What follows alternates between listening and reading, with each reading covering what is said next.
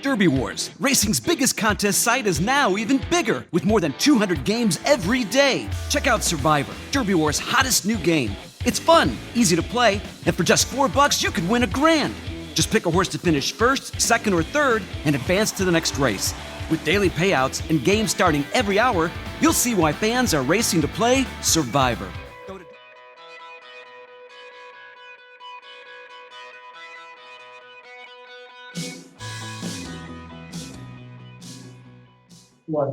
Welcome to another edition of HorseCenter, everyone. I am Brian Zipsy, and as always, I have the great pleasure of being joined by my co-host to the East Coast. That's Matt Schiffman. How are you today, Matt?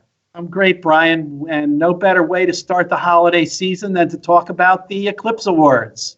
Happy holidays, Merry Christmas to all our viewers out there. We are excited to talk about this show, Matt, the Eclipse Awards, but we're going to do it a little bit more. We're going to do more than that. We're going to take it a step farther, as we often do here on HorseCenter. But let's get into our Eclipse Award choices, Matt. We're going to start with the youngsters, the 2-year-olds. Let's go with the 2-year-old colts first.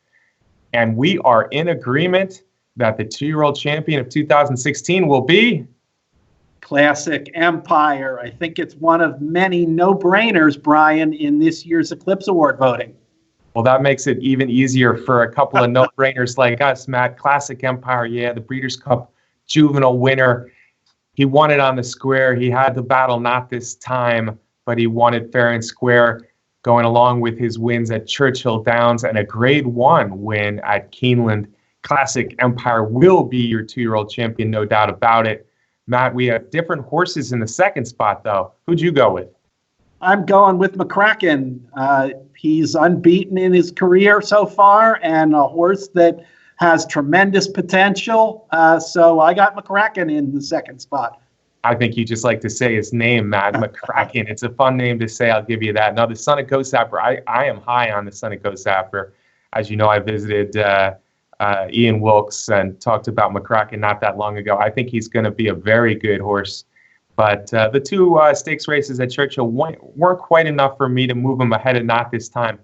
Although Not This Time only won one stakes race at Churchill. So impressive in his maiden win at Ellis Park. And then in the Breeders' Cup Juvenile, clearly the defining race of the division, and Not This Time ran huge. He was gaining on Classic Empire, and they were so far rest of the field. For me, Not This Time was the second best 2-year-old of the year. Unfortunately, he won't be back. But it's all Classic Empire and the 2-year-old. Now, in the 2-year-old filly division, there's no clear-cut champion, but we both landed on the same filly as the Eclipse Award winner.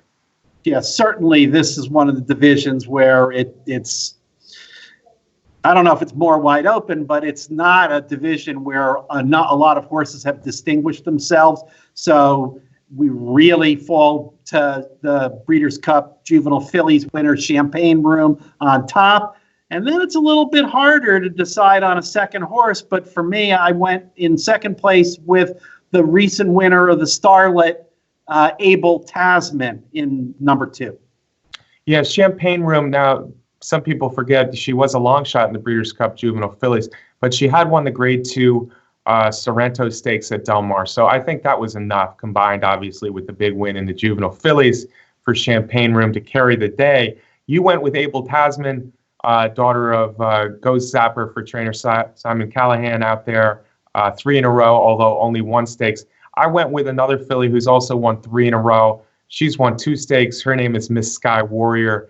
I'm not sure who she's beaten in New York necessarily, although I do like Jameson and Ginger just a little bit, Matt. But her Tempted and big maiden win, and then Tempted and Demoiselle wins were enough for me to put her in number 2 in a you said challenged as far as what they've accomplished. I'll say mediocre to this point. Maybe Valdorna or even still American Gal for me have the most potential going forward. But neither of them accomplished enough to be mentioned as a top 1 or 2 at least. All right, Matt, 3-year-old, the Glamour division, the Triple Crown division. Who do we like from this year's Triple Crown horses as a 3-year-old champion? It's a tale of 2 halves of the year, Brian, with Arrogate, the star of the second half of the 2016, and Nyquist, the star of the first half. So for me, the order is Arrogate over Nyquist. It has to be Arrogate, Matt. That's tough to say. That's tough to swallow for some people because Arrogate did not run in any of the Triple Crown races. He only won 2 stakes races. But let's give credit where credit is due. He won 5 races in a row to end his season after a 3rd place finish in his first race of the season. And the Travers, the monumental, the historic win in the Travers, margin of victory, final time, field he beat was awesome. And then, of course, he beat the best older horse in the country by a long way. He beat California Chrome in the Breeders' Cup Classic in a classic, if you will. For me, the second half of the year definitely outweighs the first. Of the rest, Nyquist, yeah, he was the first half of the year 3-year-old, so I have him at number 2 as well. Although 3 Grade 1 wins for Exaggerator, Gunrunner was good start to finish. Connect finished with a real flourish, but for me too, Nyquist holds on to number 2. Yep, no question about that, Brian. Speaking of no question about it, Matt, let's move seamlessly into the 3-year-old fillies. Who's your 3-year-old filly champion, Matt Schiffman? Let me think. There was one filly that I saw run at Saratoga a couple times this summer that kind of impressed me a little bit. So, yes, we're joking, but of course it's Songbird. Just what can you say about Songbird and everything she did this year? She is going to be a unanimous Eclipse Award winner. It was a little bit tougher to come up with a second place horse in here, Brian, though, for sure. There were an awful lot of horses who did some good things here and did some good things there early in the first half of the year, later. But for me, I had to dig, and after a lot of thought, I'm putting Cathryn Sophia in second in the division based on her Kentucky Oaks win in May. All right, Matt. First off, you're right about Songbird, but here's why you're wrong about Cathryn Sophia. Now, Cathryn Sophia had a good year, although I think Karina Mia kind of proved to be the better dirt filly of the 3-year-olds when she beat her in the Acorn and the Cotillion. The Cotillion, of course, was won by Songbird. So I have trouble going with Cathryn Sophia, even if the Kentucky Oaks is the most important 3-year-old filly race of the year. For me, I didn't have that much trouble. I think Queen's Trust, if we're going to go with one race, for me, the Breeders' Cup Filly Mare Turf outweighs the Kentucky Oaks, especially Kentucky Oaks that didn't include Songbird or Karina Mia.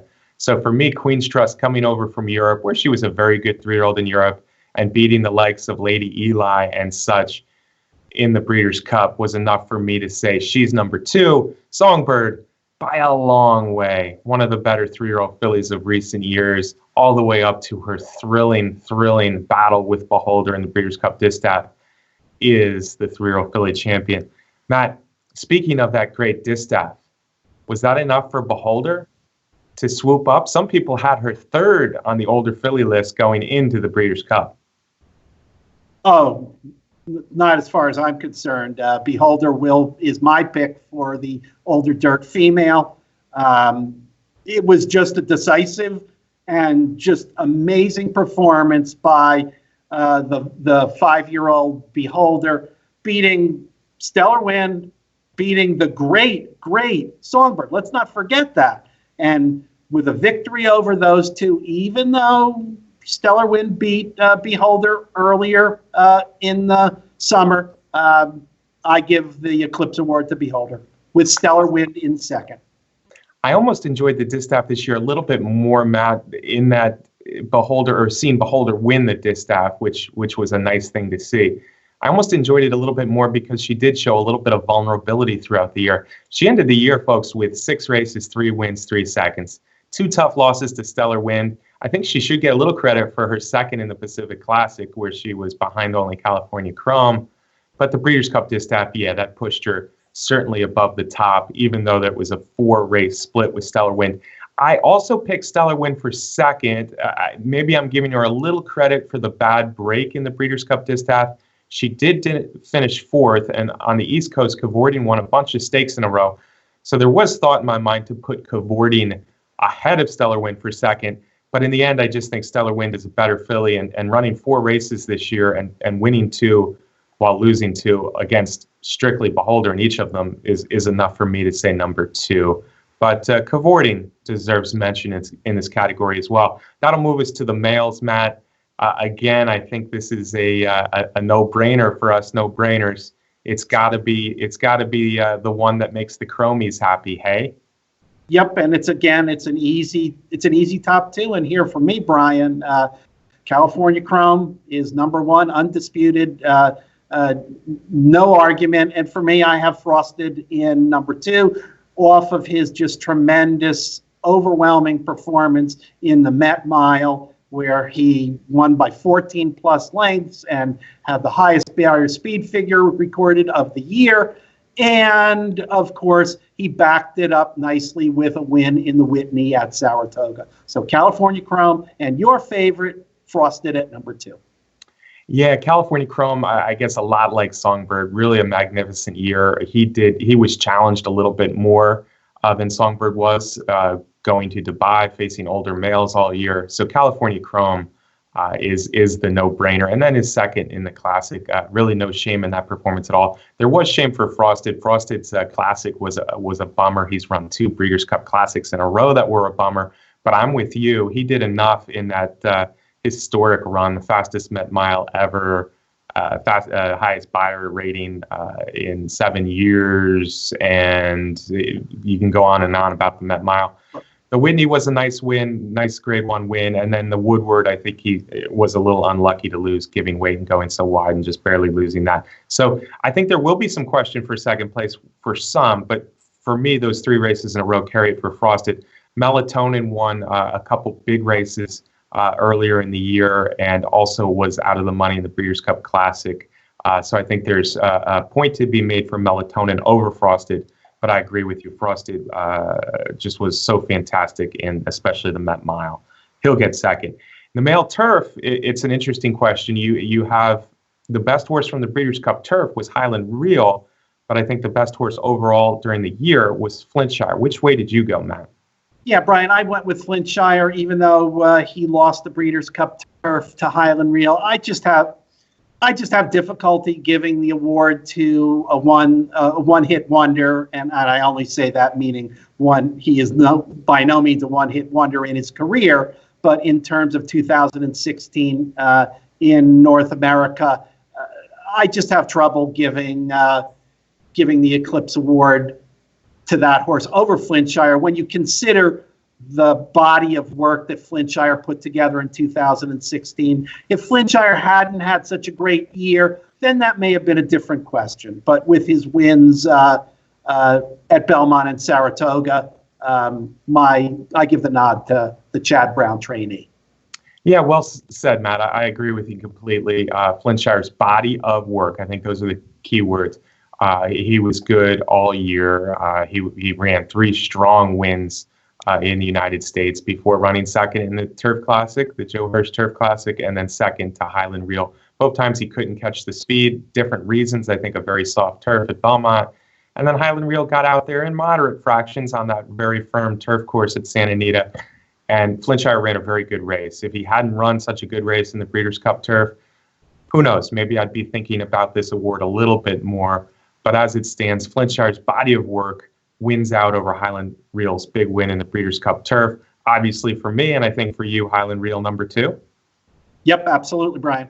Absolutely. Okay, the female turf, Matt, I think we're going to have a repeat champion. Tepin did it in multiple countries. Tepin lost the Breeders' Cup Mile this year. She could not defend, but I thought she was the best horse in the race.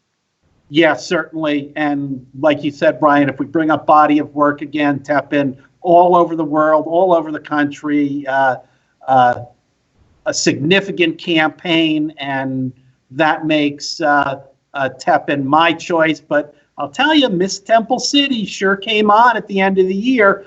And if you couple in her win earlier in the year against the boys, and then another win against the boys, and then her recent win to end the year out in California, Miss Temple City has come into her own and is a very, very strong second place choice in this division for me. Now, a lot of people might be saying, what about Lady Eli? But of course, Lady Eli, she only came back for 3 races. They were fantastic, just wonderful things to watch. We were all so happy that she was back, and she was back really, really good. But let's not forget she was second in her first race back at Saratoga. She did win the prestigious Flower Ball nicely at Belmont, but then she got edged out in the filly and mare's turf there. So Lady Eli for me was third. I agree with Matt. It's all Tepin. Breeders' Cup Mile or not, Tepin was the best filly and mare turf horse over the whole year in America for sure, and she did it outside of America as well. Miss Temple City, yes. Miss Temple City deserves to be number 2.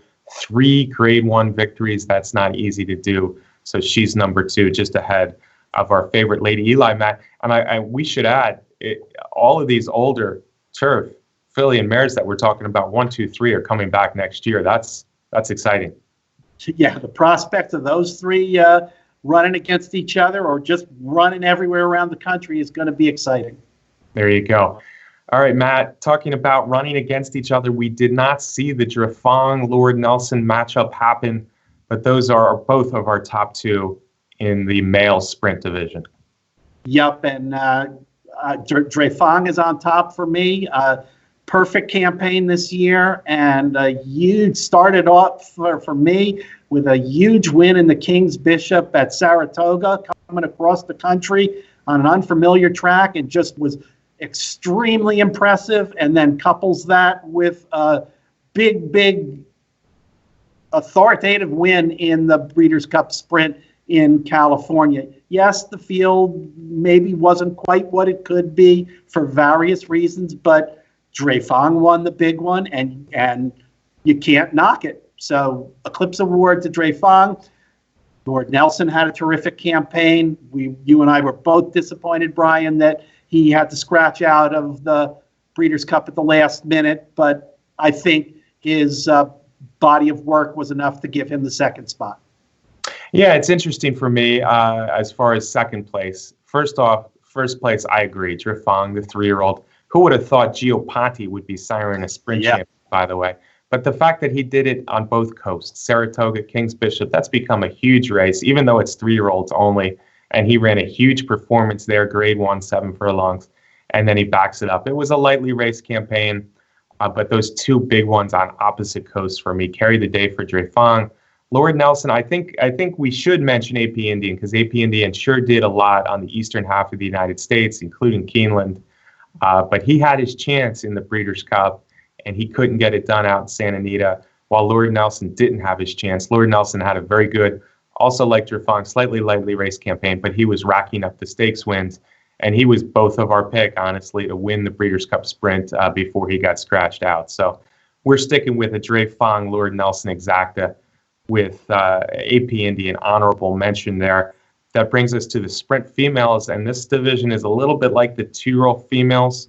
For me, Matt, Champagne Room did enough in the 2-year-old fillies, and I guess Finest City did enough in the sprint females.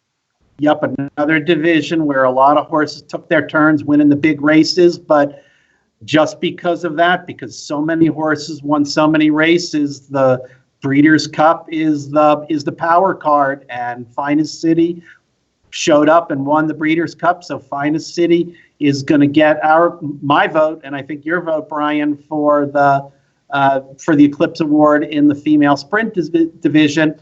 I don't think we agree on the second spot. I'm going with the East Coaster. I'm going with Haveyougoneaway because she had a big campaign, 8 starts, 5 wins, 2 big graded stakes wins at Saratoga.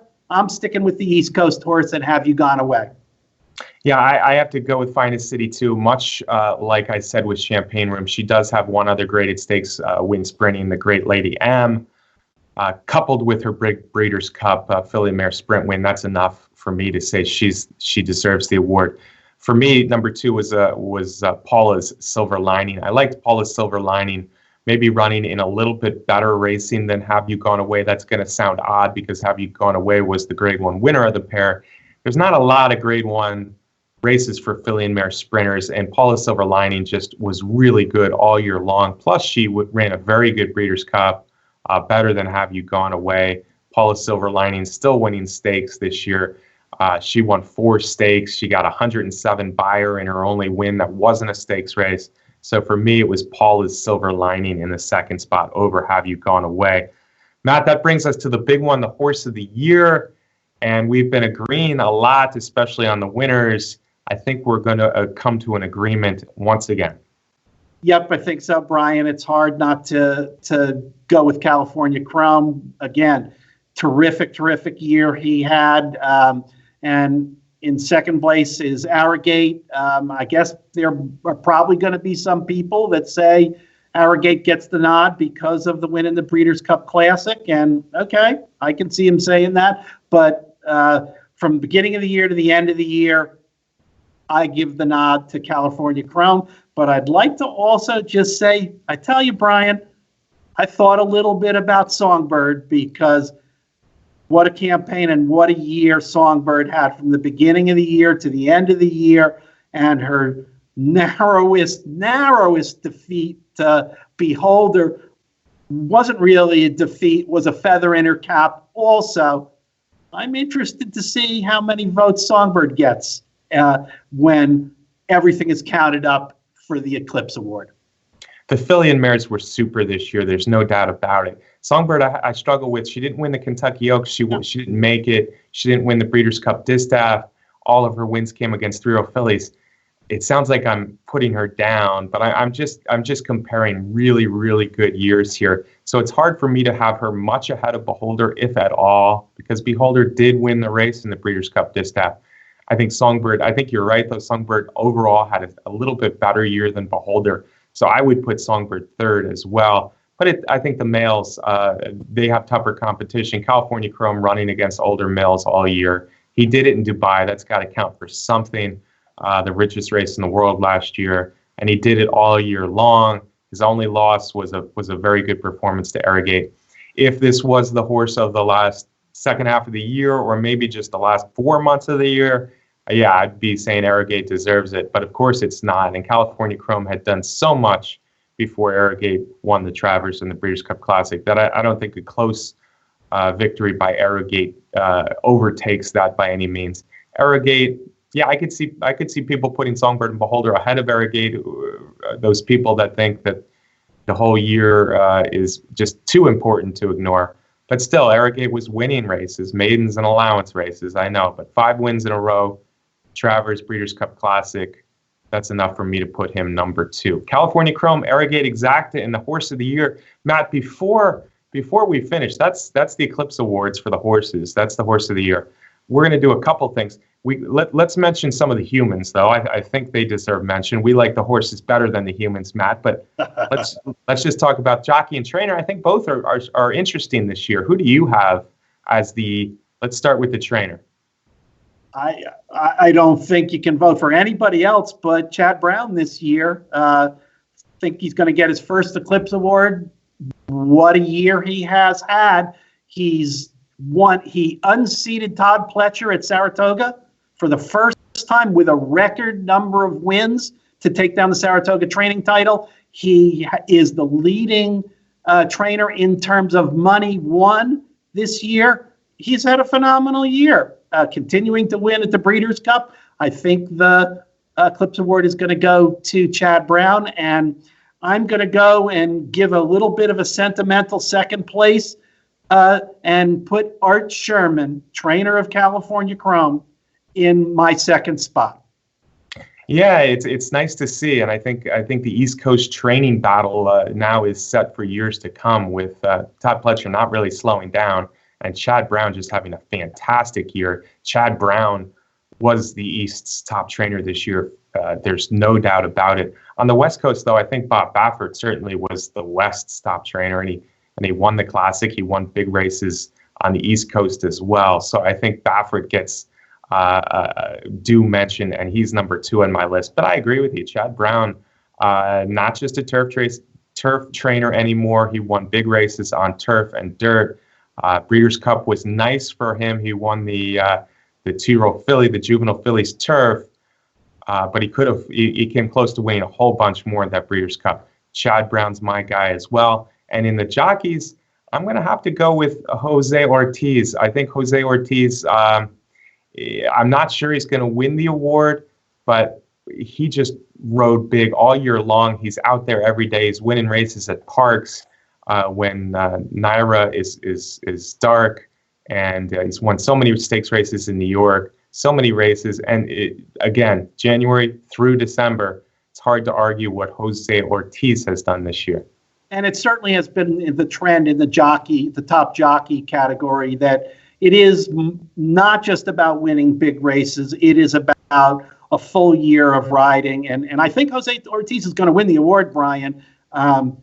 He not only won the Saratoga title over Javier Castellano, he also won the Belmont Spring Summer meet in big fashion also.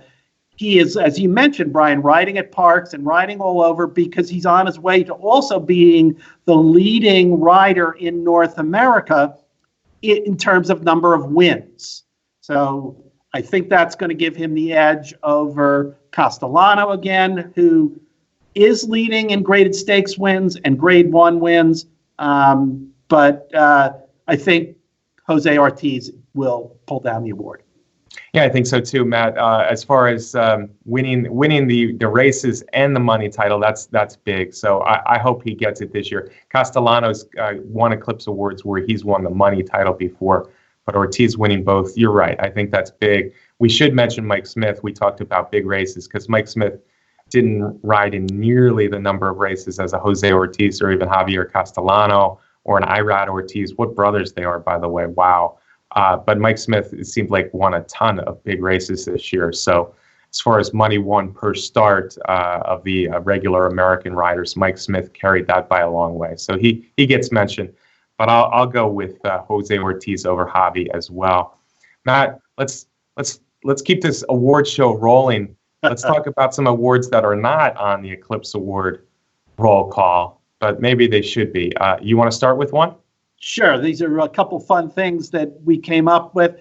I would love there to be a Comeback Horse of the Year award, Brian. And of course, you know who I'm giving that award to. It can only go to the great Lady Eli for her comeback from over laminitis. And not only to overcome that dread disease, but to come back from it and find the winner's circle in the Flower Bowl, and to come back from it and just narrowly lose in the Breeders' Cup.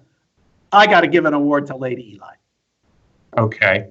Comeback of the year. Yeah. What about California Chrome? I mean, last year was tough for him, and he had a pretty good year this year. But you're right, Matt. Comeback of the year, Lady Eli. I like the award, and I like the pick. I'm going to go more with the racing end of things as far as more similar to the Eclipse Awards already. I'm going to say the Miler of the Year. And this one is an award that she's already going to win one, but I think Tepin deserves it. Tepin was a Group 1, Grade 1 winner in England, Canada, and America this year. She won so many races. Breeders' Cup Mile was a big in defeat kind of performance. She gets it over My Frosted, who, as we said, the Met Mile was unbelievable. And Miss Temple City, who all 3 of her Grade 1 wins were at a flat mile. So Miler of the Year, that's one of my favorite distances, probably my favorite distance. And Tepin, Frosted, and Miss Temple City all distinguished themselves this year, but I'm sticking with Tepin. I like that, Brian, because over in Europe, the mile is the prestige distance. So you're a classy guy to go with the mile. My other award would be for the best race of the year. And Brian, there have been a lot of really good races this year. Best race of the year, in my opinion, was the Breeders' Cup Distaff. And for a lot of reasons that we mentioned, it was a stacked field. And I think what made it so special was the closeness of the finish, and that Beholder came back from, a lot of people wondering whether the best Beholder was no longer running, but Beholder came back and won the most thrilling finish of the Breeders' Cup to defeat the great Songbird. So Breeders' Cup Distaff was good. So exciting.